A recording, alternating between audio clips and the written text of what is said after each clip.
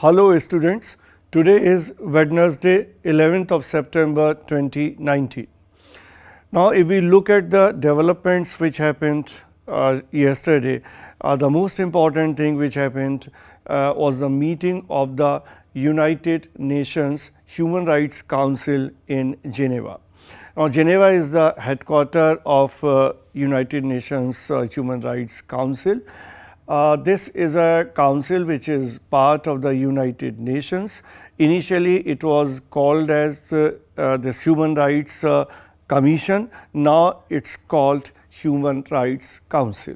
So this council has come into existence in 2006. There were problems with the commission which was earlier because of the selection of the issues which were being picked up by the Human Rights Commission. So after a lot of hue and cry, a lot of debate among the member countries of the United Nations, finally this Human Rights Council was set up.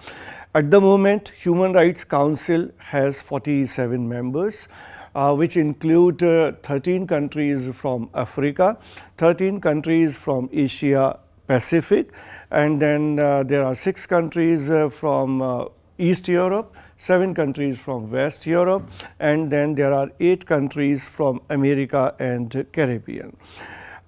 Yesterday, if we try to look at what happened yesterday there was this meeting of the 47 members of the council in which India also participated, Pakistan also participated, and Indian representative Vijaya Thakur Singh, who is a Secretary East in the Ministry of External Affairs, and then the first Secretary Vimash Aryan, they made their speeches. From the Pakistani side, Shah Mahmood Qureshi, he made the speech, and as was expected from both sides, allegations and counter allegations happened.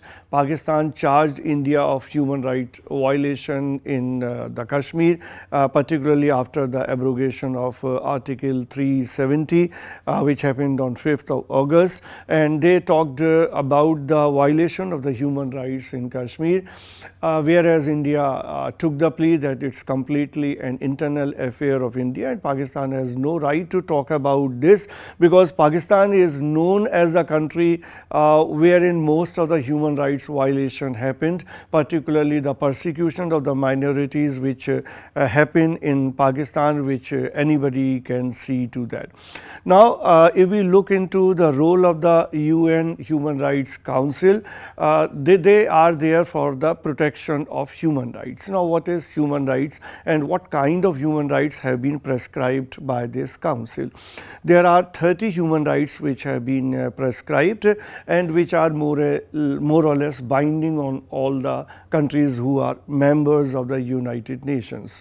Now if we look into some of the major rights, the rights include the freedom of expression and opinion, freedom to life and liberty, then freedom to equality and non-discrimination, then freedom to religious beliefs, then there are rights for the women, rights for LGBT, rights for other sections of the society. So in all these human rights are such, if we look into the Indian Constitution, we will find that most of these human rights have found place in Indian Constitution under fundamental rights. So as I said that these rights are binding, so most of the members country abide by these rights, and these are the rights which are necessary for any person to live a decent life, to live a free life. No doubt there are problems as far as the implementation of human rights in all the countries. In our country also this problem is there. So that is how Indian Constitution prescribes the right to constitutional remedies, which means anybody whose human rights are being violated can approach the High Court, any of the High Courts or the Supreme Court, for the protection of their human rights or the fundamental rights. And protection of these rights is primarily the responsibility of the state. So that is how we should look into this aspect, that in a democratic country human rights are considered very, very important.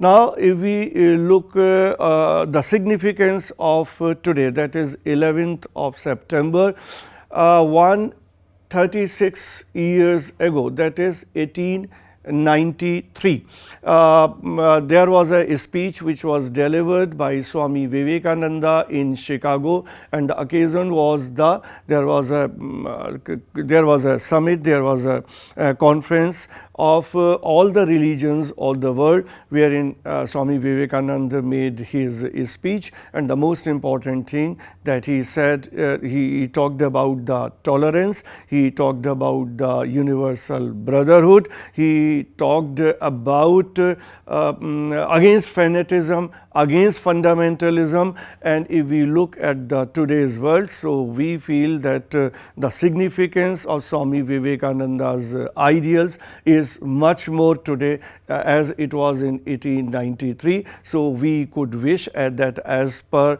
the ideals of Swami Vivekananda, we will find a worth living place which is full of love, peace and fraternity. So that is all in today's edition.